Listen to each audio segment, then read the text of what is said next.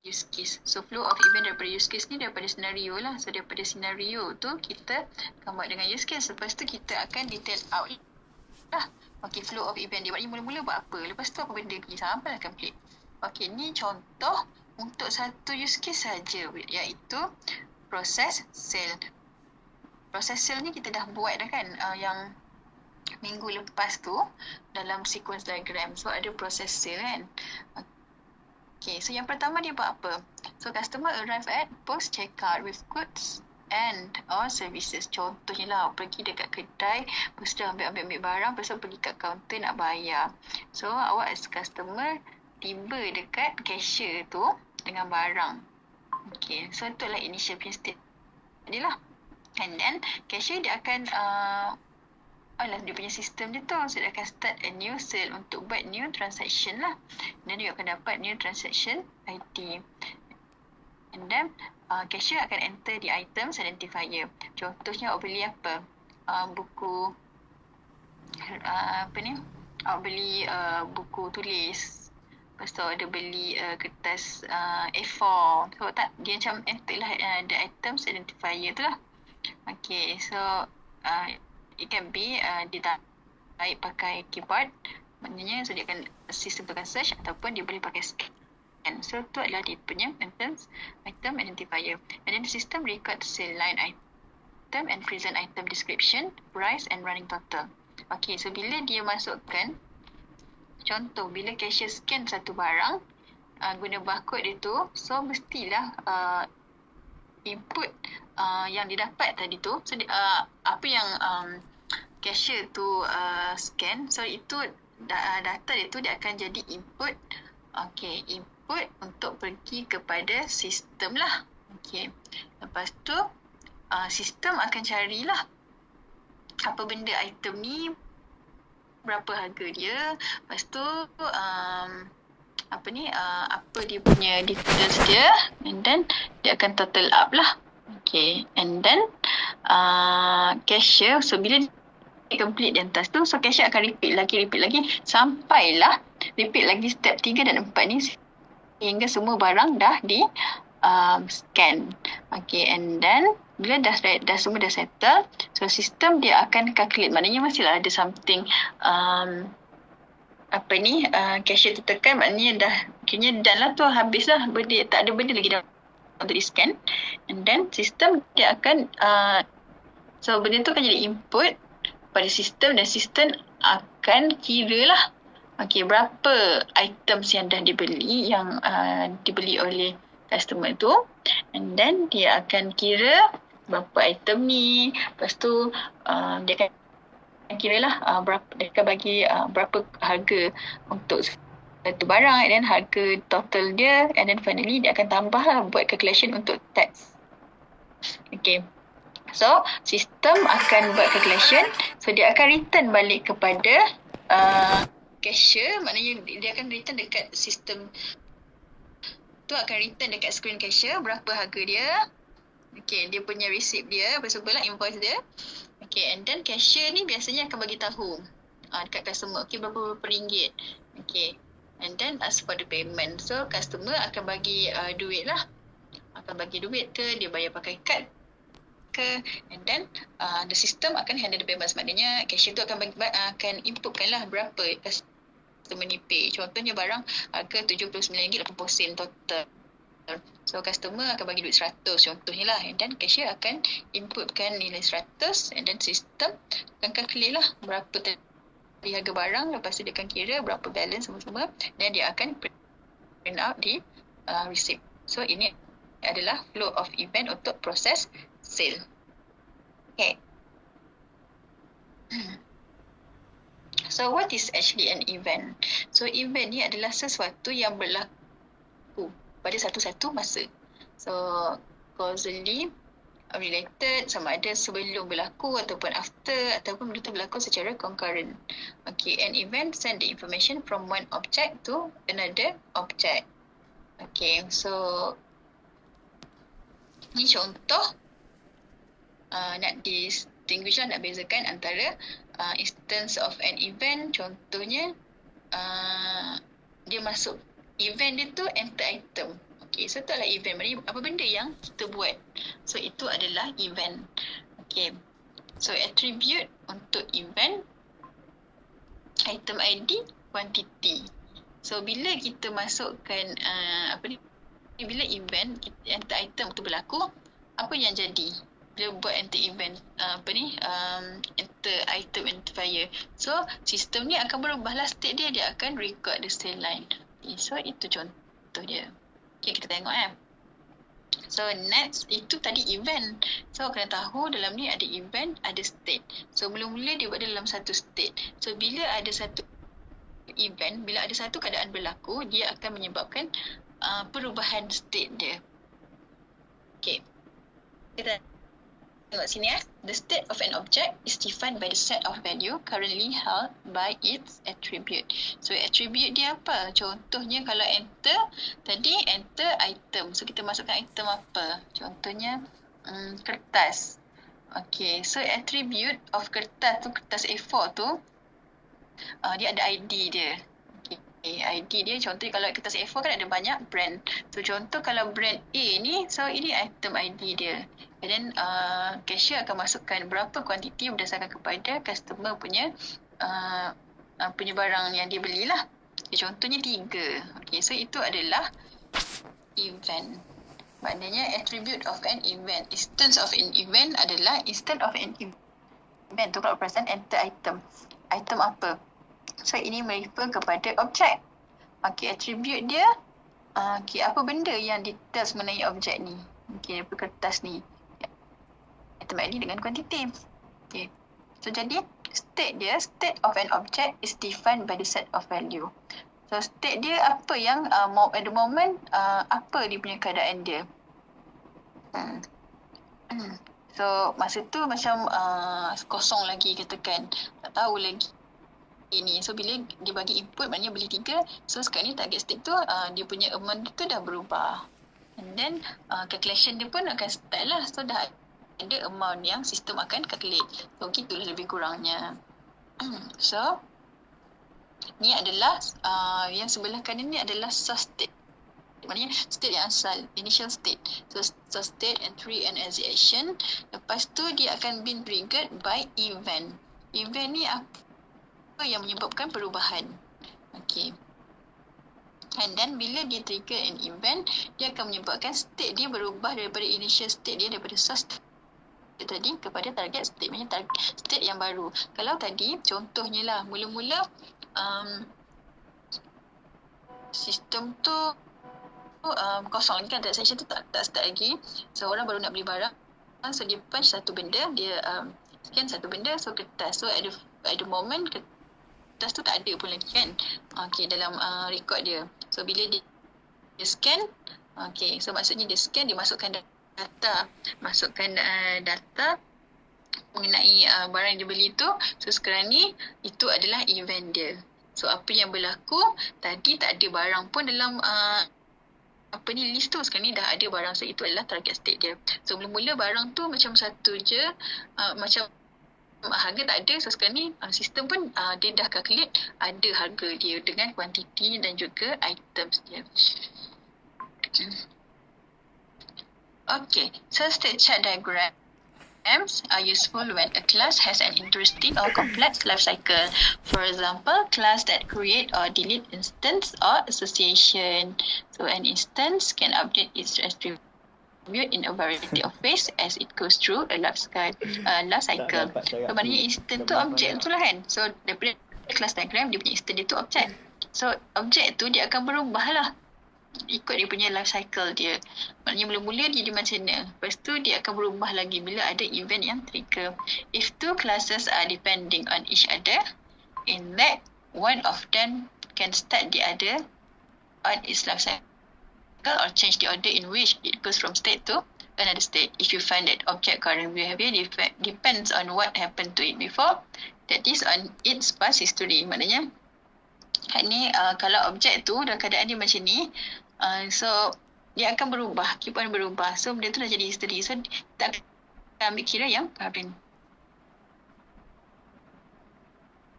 So state chart diagram ni merupakan graf lah, jenis graf whose dia ada node-node dia. So node itu adalah state and whose directed acts are transition labeled by event name. Jadi ada dua benda je, dia graph, dia ada node, lepas tu dia ada anak panah lah kan.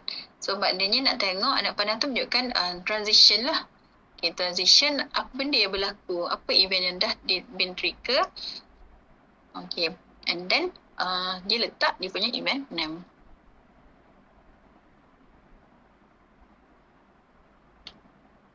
So ada two type of operation. So ada activity, operation that takes time to complete. Okay, and then lagi satu action. So a state chart diagram relates event and state for one class. Maknanya dia itu pada satu kelas je. So which is pada satu kelas, maknanya nak tengok kelas tu. Lepas tu kita tengok kelas tu kan secara general. So instance dia adalah objek. Jadi dia tengok on satu objek je. So dia akan tengok mula-mula objek tu berlaku, apa benda berlaku kat objek tu, apa dia punya initial state dia. And then bila kita bagi input macam ni, apa yang berlaku dekat objek tu, ada tak perubahan dia. Lepas tu bila kita inputkan benda lain pula, objek tu akan berubah lagi dia punya state dia. Objek tu sama tapi state dia yang berubah bila kita bagi event yang berbeza. Okay. So daripada kelas, maknanya dia tengok instance, lepas tu dia perform event apa, so dia akan menyebabkan perubahan kepada state. Okay, hak ni awak baca, saya nak tunjuk contoh sini terus senang. Ni contohnya adalah state diagram untuk proses yang berlaku dekat library. Okay, ni berlaku dekat buku di library. Okay, yang pertama, awak tengok sini, dia ada ni je, dia ada node. Ni adalah node. Saya ni sekejap. Okay, ini adalah node. Ni adalah dia, yang ni menunjukkan apa ni, dia punya interaction dia lah. Okay, bentuk line dia. Okay, apa yang berlaku, apa event yang berlaku. So dia refer kepada satu objek. So which is actually ini adalah state of sesuatu objek. Okay, dalam case ini adalah buku. Buku ni first kali dia punya initial state dia adalah shelf. Maknanya buku tu dekat library duduk atas shelf. Okay. Dia ada dekat shelf. So ada event yang berlaku. Subscriber request loan. Maknanya ada peminjam dia request untuk pinjam buku tersebut. Okay. So bila dia pinjam buku, apa berlaku dekat buku tadi? Yang masa tadi berada dekat shelf, ada dekat atas rak. Sekarang ni buku tu dah berubah state dia. Still objek yang sama, tapi state dia berubah menjadi sign out. Maknanya buku tu dah dipinjam, dah tak ada dekat library, dipinjam keluar. Okay. So kat sini learn satu request link to subscriber. Ni exit dia, ni entry. Ni open entry, maknanya entry state, lepas tu ni exit state. And then apa event yang berlaku kat sini? Subscriber, selepas berapa lama subscriber, peminjam tu dia akan pulangkan balik buku yang dipinjam tadi. So, apa berlaku pada objek buku tadi? State dia apa berlaku? Sekarang ni dia check. Maknanya dia dah masuk balik dekat dalam sistem library tu, which is dia dah being check in balik lah. And then bila dah hantar dekat, maknanya check ni dia dah hantar dekat counter lah, kat counter ke dekat tempat terima buku tu ke. So dia kira check, maknanya benda tu dah berada di library dah, buku tersebut. So apa berlaku lagi? Next event. So bila dia dah check semua tu, buku yang dah dihantar, so dia akan susun balik dan dia akan letak balik dekat rak. So tu yang kita tengok, librarian shelf book. So dia akan kembali kepada state yang asal dia tadi, which is sekarang ni buku tu dah shelf, being shelf. So maknanya kalau tengok sini, ini adalah life cycle of buku, book lah dekat library. Okay, boleh tak? So inilah state chart diagram. Okay tak you korang?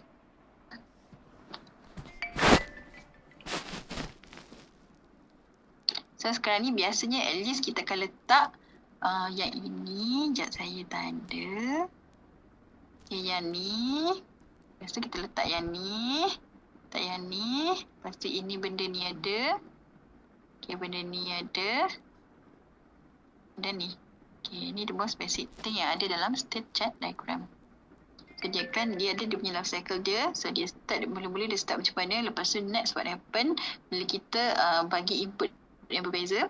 And then bila kita buat something else, ada event lain berlaku pula, dia akan menyebabkan perubahan kepada state tersebut. So, kita refer to an object lah.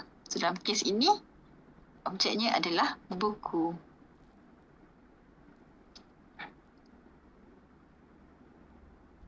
Yang ini adalah learn. Okay, so ini adalah initial state. Initial state ni kita tanda macam ni. Okay. Note yang bulat, lepas tu dia hitam lah. Biasanya dia hitam. Dia bukan kosong. Okay.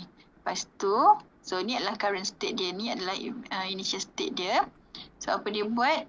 Request link to subscriber. So dia create. So ni sekarang current learn lah. And then, bila dah lama, so dia archive loan. So berapa lama dia archive loan, so dia akan masuk, dia akan jadi loan ni bukan loan bank, loan yang buku tadi. Okay, sebab tadi kita nampak instance dia, kita nampak buku. So sekarang ni kita tengok in term of loan, pinjaman buku tu. Tadi kita nampak buku. So ni adalah dua instance yang berbeza. Okay, dua instance berbeza, dua life cycle yang berbeza. Okay, initial state dia, so mula-mula loan tu tak ada lah kan. So bila ada orang request untuk pinjam, maknanya daripada kosong, tak ada his a loan, so sekarang ni ada loan yang current. So bila selepas berapa lama dia akan archive dia punya loan dia, so dia akan masuk archive. Maknanya kita dapat tengoklah dia punya history, archive data ni pinjaman. So lepas berapa lama, selepas 90 hari, dia akan delete the archive loan. Maknanya dia akan kosong balik lah. Okay. So dia akan kosong balik, which is dia akan pergi kepada final state. Okay. So itu adalah state chart diagram. So state chart diagram ni dia nak tengok state of sesuatu objek. Okay. Kalau tengok ni kan, cerita dia buku je, tapi buku tu keadaan dia dekat library macam mana, and then ni pinjaman. Maksudnya dua ni yang berbeza, dua state yang berbeza. Padahal refer to satu objek yang sama. Dia berada dalam dua keadaan yang berbeza. Satu dia berada di library ketika dia di shelf, and then dia tengok dalam bentuk shelf itu macam mana. And then yang ini nak tengok in term of pinjaman, aspek pinjam buku. Okay, itu adalah state chart diagram. So sekarang kita move kepada activity diagram. Okay. So activity diagram ni adalah behavioral diagram, which is under dynamic model jugalah. Okay, so kita dah tengok dah kan, structure diagram ni kita settle dah, kelas dengan objek masa chapter berapa itu. Lepas tu chapter 4 kita tengok chapter 4 ke 5 kita tengok use case diagram. 4 kan use case diagram. Lepas tu 5 kita tengok kelas objek. 6 kita tengok sequence. So chapter 7 kita tengok state machine dan juga activity. So tadi state machine, tengok state, sekarang kita tengok activity diagram. So basically activity diagram ni lebih kurang macam flowchart lah, tapi advanced version of flowchart. So itu adalah activity diagram. Okay, so sama jugalah. So ini adalah nak tengok pada dynamic punya model lah. Activity diagram adalah advanced version of flowchart that model the flow daripada satu activity kepada activity yang lainnya. So dia identify candidate use case. So dia start dengan use case jugalah. So which is dia ni sebenarnya ikut flow. Dah buat use case, dah buat class diagram, dah buat object diagram, object diagram kan, object model. Lepas tu dah buat sequence, dah buat state chart, and then last sekali buat activity diagram lah. Okay. So ni contoh basic activity diagram. So ni precondition. Tadi dia kata initial node, yang ni dia kata exit node kan. So dia tanda bulat hitam. So cuba yang ni dia beza dia. Ni awal dia precondition dia, ni post condition dia. Okay, input sama lah. So dia tanda macam ni. So ada beza ni dengan ni. Ni initial, ni final. First post condition. So ni lah step 1. So ni adalah input. Sama juga sebenarnya bila arrow ni daripada condition ni, so dia inputkan something, dia akan run first step. Lepas tu dia akan check untuk conditional. Untuk condition, kalau true dia akan pergi pada next step. Kalau false dia akan pergi kepada step pula. So kalau macam ni, lepas step 3 ni, so dia buat kedua-dua benda sekali ni secara parallel, and then dah buat, so and dia punya parallel activity, so dia pun complete lah. Okay, ni sebagai contoh initial state dia. Okay, precondition dia. So lepas tu dia ni macam delivery lah. Okay, delivery. So mula-mula contohnya awak beli barang dekat Shopee lah, kat Shopee ke kat apa kan. So seller tu dia akan receive order. Bila dia terima order, apa dia akan buat? Kalau kita tengok pada this activity diagram, nampak tak dia akan buat dua benda secara parallel. Satu, dia akan siapkan order, and then at the same time dia akan hantar invoice. Okay, dia akan buat invoice dan dia akan buat order. So untuk kita fill order dulu. So kalau fill order, dia akan tengok condition dia. Condition dia, is it order yang urgent? Kalau order yang urgent, dia akan arrange overnight delivery. So bila yang ini, bila arrange overnight delivery, mungkin invoice dia akan berbeza harga dia. Sebab bila nak cepat kan selalu dia akan lebih mahal. Okay, else arrange regular delivery. So kalau dia pilih untuk buat arrange regular delivery, maknanya invoice dia ni harga dia akan berbeza lah, dan payment yang dia terima pun adalah berbeza, bergantung kepada order yang dia dapat lah. Okay, so yang ni dibuat sekali secara parallel, and then dah complete. Sebenarnya dah ada lagi tak condition dah okay ke semua ke? So kalau okay, so dia end lah. So this is the yang ni pre-condition, ni adalah post-condition selepas daripada aktiviti ni dibuat lah. So ini menunjukkan aktiviti, apa aktiviti yang dibuat dalam sistem tersebut, yang berlaku dalam sistem tersebut. Okay, so ini contoh lagi. Ini adalah activity diagram untuk student enrollment.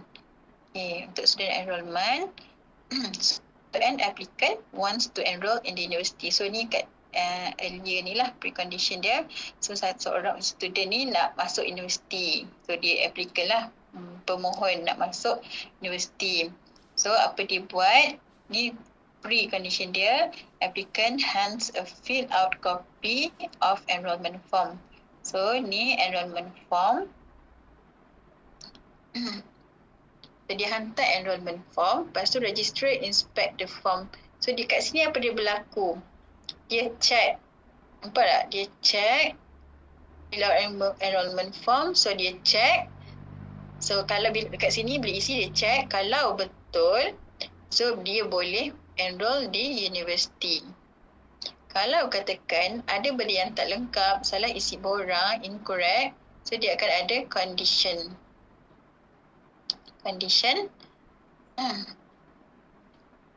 Ada help available. Okay, so register dia akan check lah sama ada isi borang betul ke tak. So kalau tak betul, so ada help available, so dia akan obtain help to fill out form. So kalau dia dah boleh isi balik dengan betul, so dia akan boleh enroll ke universiti.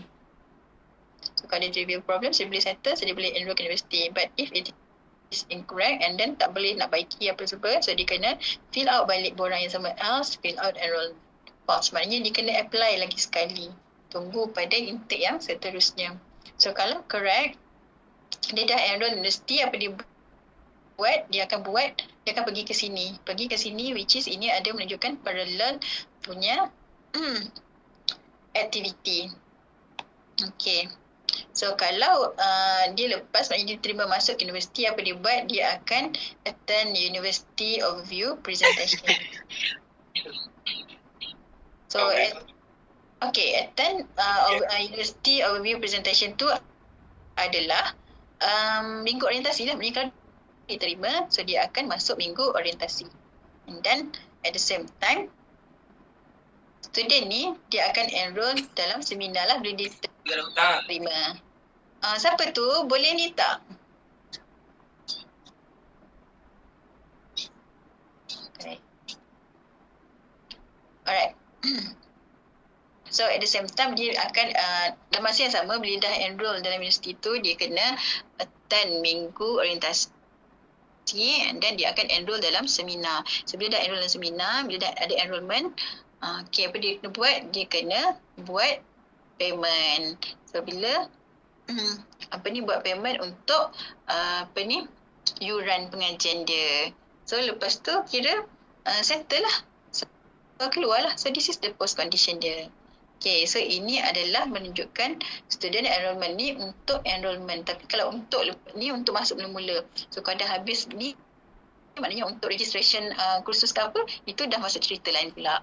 Ini just untuk enrollment pelajar sahaja. Untuk masa mula-mula masuk je. Okay, itulah maksudnya. So ini adalah swim lane aktiviti lah. Aktiviti diagram. So ni satu cara lagi lah. So which is sebenarnya dia start sama juga. Cuma dia swim lane ni dia ke bawah macam ni. Okay. So basically dia sama je. Nak pakai yang tu ke, pakai yang ni ke.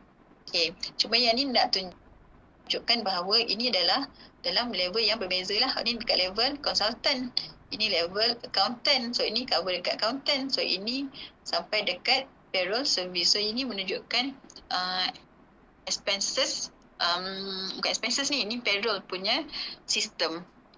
Bila payroll punya sistem, dia melibatkan banyak pihak lah.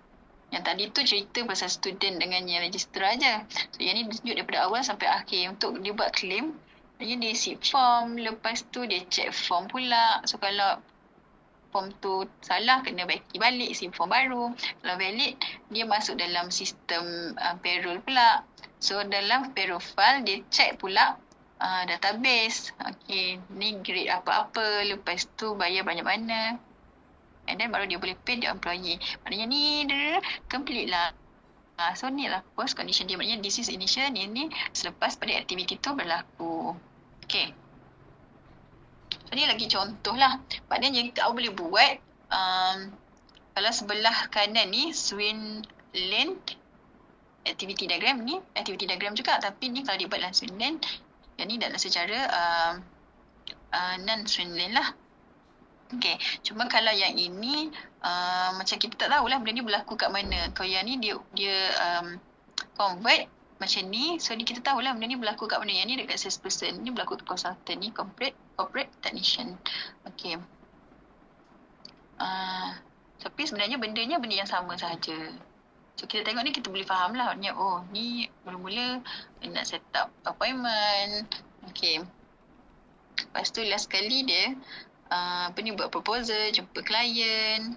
Okay, sebenarnya benda yang sama je dua ni. Cuma cara penulisan yang berbeza. Menggunakan notation yang berbeza. Tapi both adalah activity diagram.